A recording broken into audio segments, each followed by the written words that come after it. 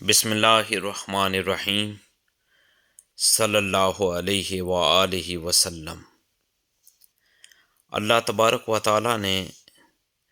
قرآن مجید فرقان حمید میں مسلمانوں کی رہنمائی اور بھلائی کے لیے بے شمار احکامات نازل فرمائے ہیں اور عبادت فرض کی ہیں، جن میں نماز، روزہ، حج، زکوٰۃ وغیرہ شامل ہیں، مگر کسی جگہ بھی یہ نہیں فرمایا کہ فلاں کام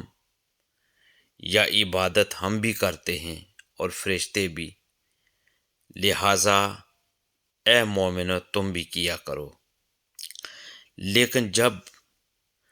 حضور تاجدار کائنات صلی اللہ علیہ وآلہ وسلم پر درود و سلام کی بات آتی ہے تو اللہ تبارک و تعالی فرماتا ہے، ان اللہ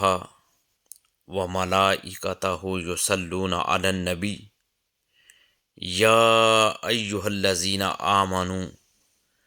صلوا علیہ وسلموا تسلیما۔ یہ سورہ احزاب کی آیہ مقدسہ ہے جس کا ترجمہ ہے، بے شک اللہ اور اس کے فرشتے رسول اللہ صلی اللہ علیہ وآلہ وسلم پر صلوات بھیجتے ہیں، اے ایمان والو تم بھی ان پر درود و سلام بھیجو۔ مفسرین اور اکابرین کا اس بات پر اتفاق ہے کہ اس آیہ مبارکہ میں اللہ تعالیٰ کا حضور صلی اللہ علیہ وآلہ وسلم پر درود و سلام کا مطلب آپ صلی اللہ علیہ وآلہ وسلم کے درجات بلند فرمانا ہے، جبکہ فرشتوں اور مومنوں کے درود و سلام پڑھنے کا مقصد آپ صلی اللہ علیہ وآلہ وسلم کی تعریف و توصیف اور مدح و ثنا کرنا اور اللہ سے آپ صلی اللہ علیہ وآلہ وسلم کے لیے دعائے رحمت کرنا ہے۔ اس آیت مبارکہ سے یہ بھی ظاہر ہوتا ہے کہ آپ صلی اللہ علیہ وآلہ وسلم پر درود و سلام بھیجنا اللہ تعالیٰ کی بارگاہ میں مقبول ترین عمل ہے۔ حضرت وہب بن منبع فرماتے ہیں کہ نبی پاک صلی اللہ علیہ وآلہ وسلم پر درود پاک پڑھنا اللہ تعالیٰ کی عبادت ہے۔ اس آیت مبارکہ کی تفسیر بیان کرتے ہوئے حضرت عبداللہ ابن عباس رضی اللہ تعالیٰ عنہ فرماتے ہیں کہ اس آیت کے دوسرے حصے میں مومنوں کو اللہ حکم دے رہا ہے کہ وہ حضور اکرم صلی اللہ علیہ وآلہ وسلم کی تعریف و توصیف کو اپنی عبادات کا لازم جز بنائیں، اپنے گھروں، مساجد اور محافل کو آپ صلی اللہ علیہ وآلہ وسلم کی مدح و ثنا سے مزین کریں۔ حضور تاجدار کائنات صلی اللہ علیہ وآلہ وسلم کی حدیث مبارکہ ہے، تم اپنی مجلسوں کو مجھ پر درود پاک پڑھ کر آراستہ کرو، کیونکہ تمہارا درود پاک پڑھنا قیامت کے روز تمہارے لیے نور ہوگا۔ اس سلسلے میں ام المومنین حضرت عائشہ صدیقہ رضی اللہ تعالی عنہا فرماتی ہیں کہ مجلسوں کی زینت حضور اکرم صلی اللہ علیہ وآلہ وسلم پر درود و سلام پڑھنا ہے، لہذا مجالس کو درود پاک سے مزین کرو۔ محافل میں آپ صلی اللہ علیہ وآلہ وسلم پر درود و سلام پڑھنا ان محافل کی شان بڑھاتا ہے، اور جو جماعت درود و سلام کو اپنا معمول بناتی ہے وہ ہمیشہ کامیاب اور کامران ہوتی ہے۔ ابن نعمان فرماتے ہیں کہ اہل علم کا اس پر اجماع ہے کہ رسول اللہ صلی اللہ علیہ وآلہ وسلم پر درود پاک پڑھنا سب اعمال سے افضل ہے، اور اس سے انسان دنیا اور آخرت میں کامیابیاں حاصل کر لیتا ہے۔ اس ضمن میں امام زین العابدین رضی اللہ تعالی عنہ فرماتے ہیں، حق جماعت کی علامت ہے کہ وہ اللہ کے حبیب صلی اللہ علیہ وآلہ وسلم پر درود پاک کی کثرت کرتی ہے۔ حضور تاجدار کائنات صلی اللہ علیہ وآلہ وسلم پر درود و سلام پڑھنے کے بے شمار فضائل ہیں، کیونکہ حضور تاجدار کائنات صلی اللہ علیہ وآلہ وسلم کی بے شمار احادیث ہیں جن میں ان انعامات کا ذکر کیا گیا ہے جو درود و سلام پڑھنے والے مومنوں پر نازل ہوتی ہیں۔ آپ صلی اللہ علیہ وآلہ وسلم نے فرمایا، جو مجھ پر ایک دن میں 100 مرتبہ درود پاک بھیجے، اللہ اس کی دونوں آنکھوں کے درمیان لکھ دیتا ہے کہ یہ بندہ نفاق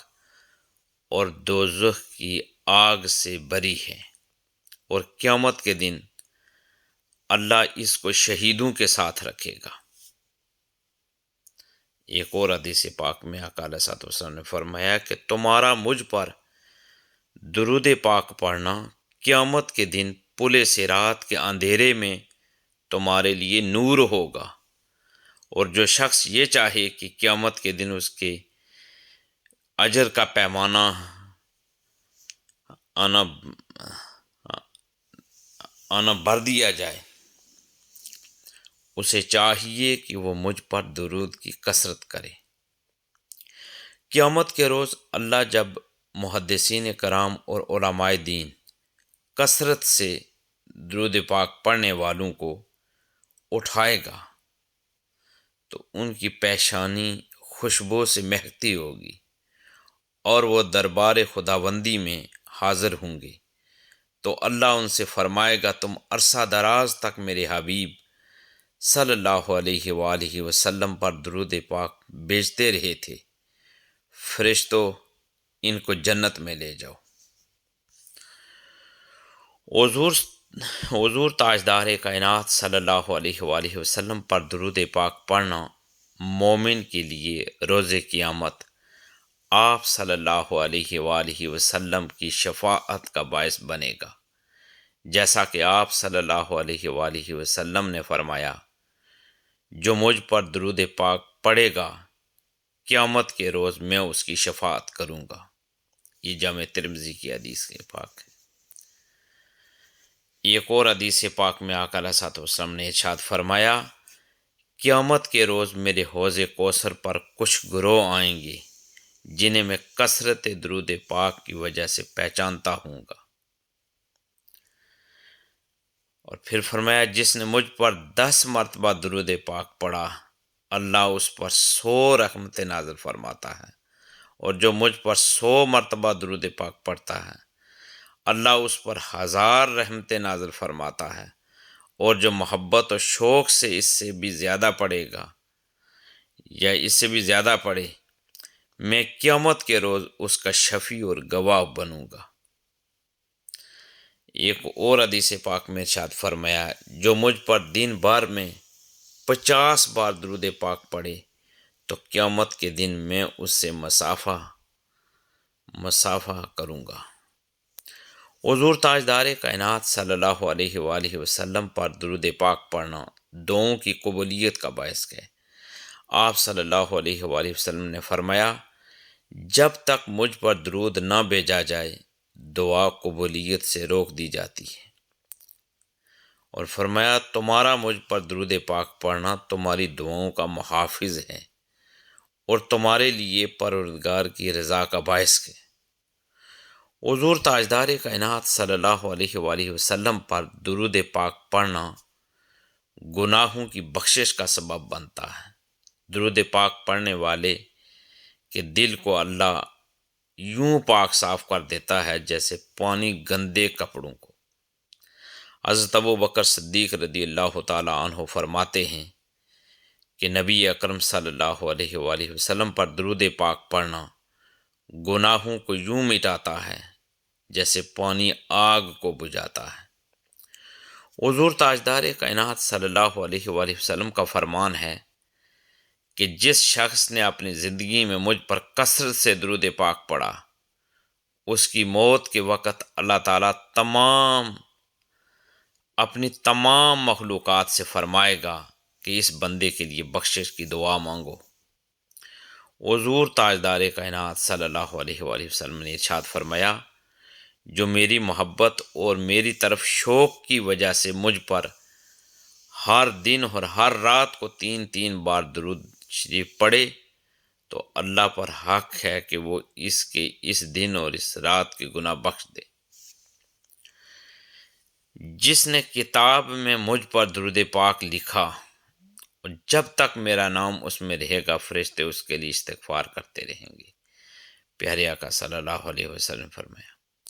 آپ صلی اللہ علیہ وآلہ وسلم پر درود پاک پڑھنا نہ صرف گناہوں کی بخشش کا سبب ہے بلکہ اعمال کی پاکیزگی کا باعث بھی ہے، جیسا کہ احادیث میں ہے کہ ہر چیز کے لیے طہارت اور غسل ہے، اور ایمان والوں کے دلوں کے زنگ کی طہارت مجھ پر درود پڑھنا ہے۔ ایک اور حدیث پاک میں پیارے آقا صلی اللہ علیہ وآلہ وسلم نے ارشاد فرمایا، تمہارا مجھ پر درود پاک پڑھنا تمہارے اعمال کی طہارت ہے۔ حضور تاجدار کائنات صلی اللہ علیہ وآلہ وسلم پر درود و سلام بھیجنا ہر مومن اور مسلمان پر فرض ہے، کیونکہ اسی عمل کی بدولت اللہ تبارک و تعالی کی ذات نہ صرف مومنوں کے درجات بلند فرماتا ہے بلکہ ان کے گناہ بخش کر ان کی نیکیوں میں اضافہ فرماتا ہے اور پریشانیوں خواہ دنیاوی ہوں یا دینی ہوں سے نجات دیتا ہے۔ اس طرح بندہ مومن معرفت کی منازل طے کر کے قرب و وصال کی بلندیوں تک پہنچ جاتا ہے، لیکن شرط یہ ہے کہ حضور تاجدار کائنات صلی اللہ علیہ وآلہ وسلم پر درود و سلام خالص عشق اور خلوص نیت سے بھیجا جائے، نہ کہ کسی مطلب کے لیے۔ اب میں آپ کی توجہ اس جانب مبذول کرانا چاہتا ہوں کہ درود پاک تو جو حدیث پاک کی کے ذریعے ہم تک پہنچے وہ تو بے شمار ہیں، اکابرین نے بھی اور علماء نے اور اولیاء نے کی وساطت سے جو پانچ بے شمار ہیں، لیکن سب سے افضل درود پاک وہ درود ابراہیمی ہے۔ درود ابراہیمی یہ ہے، اللہم صلی علی محمد وعلی آل محمد کما صلیت علی ابراہیم وعلی آل ابراہیم